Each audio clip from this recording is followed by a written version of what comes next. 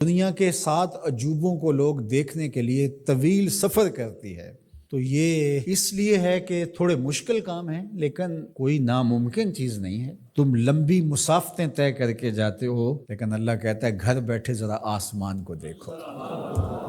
1 fit کی tile دنیا کا بڑے سے بڑا معمار بغیر کسی سپورٹ کے یا ستون کے کھڑی نہیں کر سکتا۔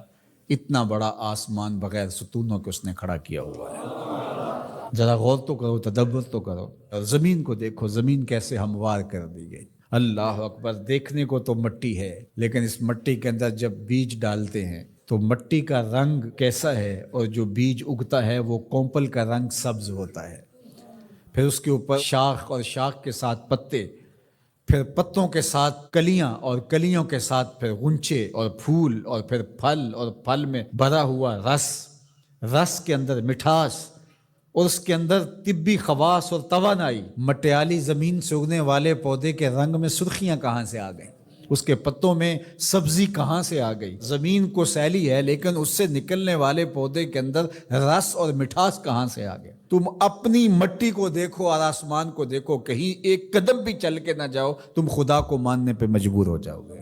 حضرت شیخ فرید الدین عطار کا ایک شعر مجھے یاد آیا، کیا خوبصورت بات کہی۔ سانے کزتی سلاتی می کند، کیسا کاریگر ہے، مٹی سے بادشاہ بنا دیتا ہے۔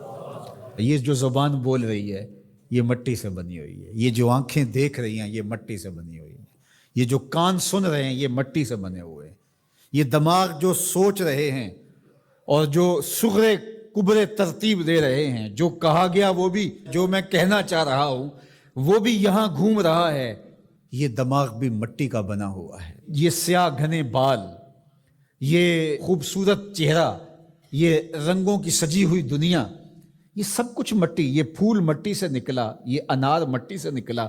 انار کے اندر جو پیکنگ ہے یہ مٹی کی بنی ہوئی ہے، اس کے اندر جو رس رکھا ہوا ہے، بھرا ہوا ہے، وہ بھی مٹی سے پیدا ہوا ہے، اس کے اندر مٹھاس بھی مٹی سے آئی۔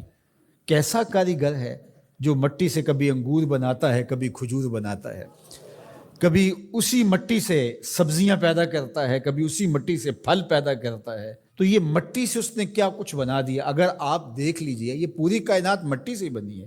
یہ جو خوبصورت میز آپ کو دکھ رہی ہے یہ کہاں سے نکلی؟ یہ درخت سے آئی نہ، درخت کہاں سے نکلا؟ یہ مٹی سے نکلا۔ یہ لوہا کہاں سے نکلا؟ یہ مٹی سے نکلا۔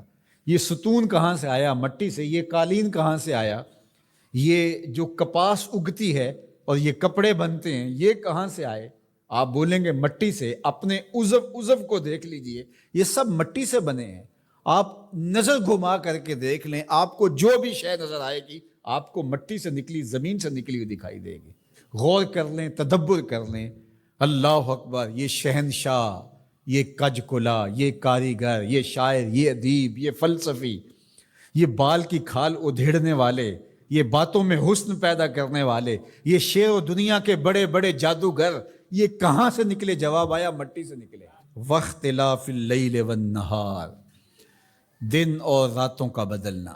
اب سورج کی روشنی اتنی ہے کہ ماحول منور ہے، پھر دھیمی دھیمی تاروں کی چھاؤں ہوگی۔ کبھی دن آتا ہے، کبھی رات آتی ہے، کبھی صبح کا سپیدہ نمودار ہوتا ہے، کبھی شام کے دھندلکے ہوتے ہیں، کبھی کالی رات دبیز چادر اوڑے آ جاتی ہے، کبھی چٹا دن ہوتا ہے، کبھی گرم دھوپ ہوتی ہے، کبھی کڑکتی دوپہر ہوتی ہے، کبھی برستی بارش ہوتی ہے، کبھی گھر کے سرمئی بادل آ جاتے ہیں، کبھی کوسے قزا کی رنگینیاں ہوتی ہیں، کبھی دھنک کی شوخیاں ہوتی ہیں، کبھی بادلوں کی اوٹ سے جھانکتا ہوا چاند دکھائی دیتا ہے، کبھی سورج بادلوں کے پیچھے چھپتا نظر آتا ہے، کبھی درد غروب سے زرد لگتا ہے، کبھی سرخ ٹکیا سورج کی دکھائی دیتی ہے، کبھی اتنا روشن کہ دیکھا نہیں جا سکتا۔ چاند کبھی جوان ہوتا ہے، کبھی بدر تمام ہوتا ہے، کبھی کھجور کی خشک ٹہنی کی طرح ہوتا ہے، کبھی اتنا باریک ہوتا ہے کہ لوگ دور سے دیکھ رہے ہوتے ہیں، دکھائی نہیں دیتا۔ کیا رنگ ہیں، کیا جمال ہے، کیا کیفیت ہے۔ والفلک التی تجری فی البحر، اور کشتیاں جو سمندر میں تیر رہی ہیں۔ 1 فٹ کا لوہا لے کر کے آپ پانی میں پھینکو، ڈوب جائے گا، لیکن ہزاروں ٹن وزن لیے ہوئے اس میں لوہا بھی ہے اور بھی چیزیں ہیں، ایک جہاز پانی میں تیرتا ہوا ایک ساحل سے دوسرے ساحل تک پہنچ جاتا ہے، ڈوبتا نہیں ہے۔ وما انزل اللہ من السماء من ماء، اور آسمان سے بارش برستی ہے، گھر کے بادل آتے ہیں، کبھی بوندا باندی ہوتی ہے، کبھی موسلادھار بارش ہوتی ہے، آسمان سے پانی اترتا ہے، کبھی برف کی شکل میں، کبھی شبنم کی صورت میں، کبھی بارش کی شکل میں، اور پھر کیا ہوتا ہے؟ فَأَحْيَا بِهِ الْأَرْضَ بَعْدَ مَوْتِهَا، زمین مری ہوتی ہے پھر زندگی آ جاتی ہے۔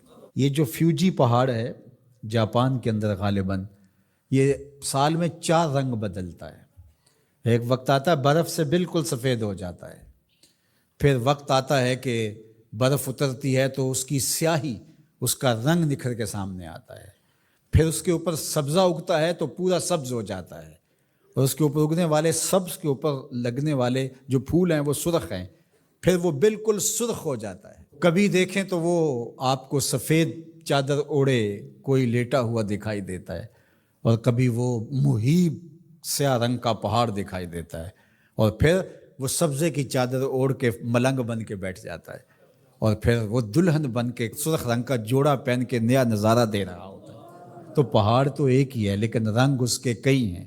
لآیات لقوم یعقلون، اللہ فرماتا ہے یہ نشانیاں ہیں اہل عقل کے لیے، اگر وہ تدبر کریں، غور کریں، تفکر کریں۔ جب کوئل کی آواز آتی ہے تو اس کے لہجے کے اندر یہ درد کس نے رکھا ہے؟ جب بادل گھومتے ہیں اور پانی لے کر کے ٹنوں کے حساب سے گھوم رہے ہوتے ہیں تو یہ کس نے سہار رکھا ہے ان کو؟ یہ آسمان بغیر ستون کے کیسے کھڑے ہیں؟ یہ زمین سے سبزے کیسے اگتے ہیں؟ ہم آکسیجن اپنے لیے ان ہواؤں سے کیسے کشید کرتے ہیں؟ رحم مادر کے اندر نقش و ونگار کیسے بنتے ہیں؟ زندگی کی رمق کیسے آتی ہے؟ حیات جاویداں کا نور کیسے ملتا ہے؟